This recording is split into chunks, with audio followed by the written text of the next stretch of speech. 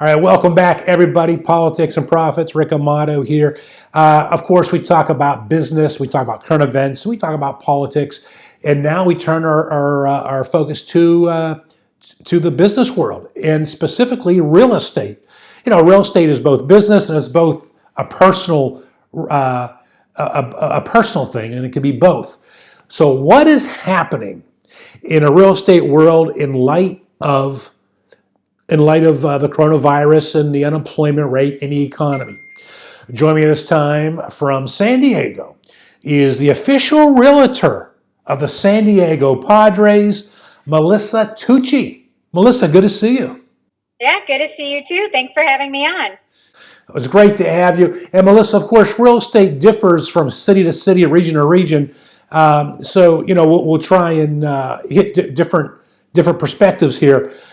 Since you are in San Diego, you are a leading agent in that market. Again, official real estate agent of San Diego Padres.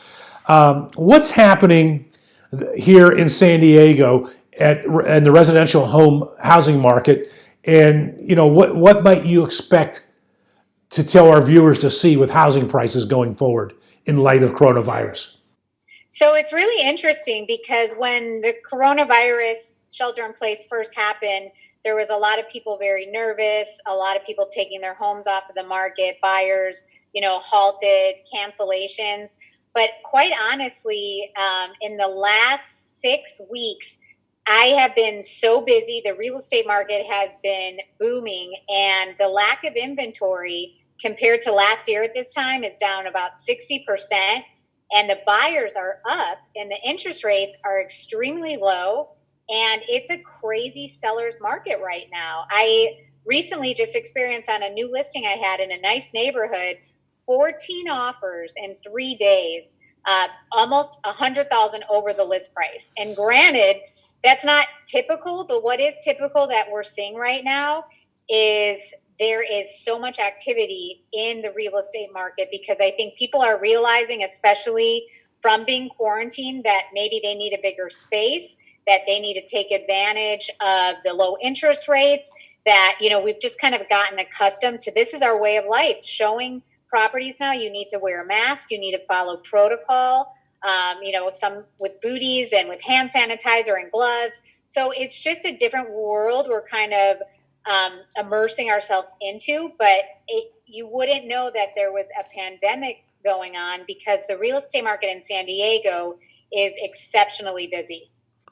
And that's amazing. And you addressed my next question, and that is what's driving this? You think perhaps the low interest rates, which would make sense. It sounds like people are not, at least in the San Diego market, are not being impacted economically with this coronavirus shutdown. Well, it's interesting actually, because I think, the average price point in San Diego County is above 650,000. So what I'm finding is a lot of the buyers that are purchasing on the higher price point, higher meaning over 750, 800, have very stable jobs that are not being affected. And then on the lower end, a lot of those properties, buyers are still able to qualify for as well based on that price point. So there is a middle ground. Certainly, I do have clients that have been furloughed, that have been temporarily laid off and laid off permanently. So it has definitely affected a lot of people. But I would say on the whole, there is a lot more people that it has not affected, thankfully for them. And they're able to move forward, trying to get ahead of the other competition and still benefit from the low interest rates as well. What about nationally? And of course, real estate's different, where you're talking, no matter, what you're talking about. Can you give us a little perspective on what's happening across America in real estate as you see it? Sure, absolutely. Well, specific areas, for example, Nevada, New York, a lot of parts of the East Coast are definitely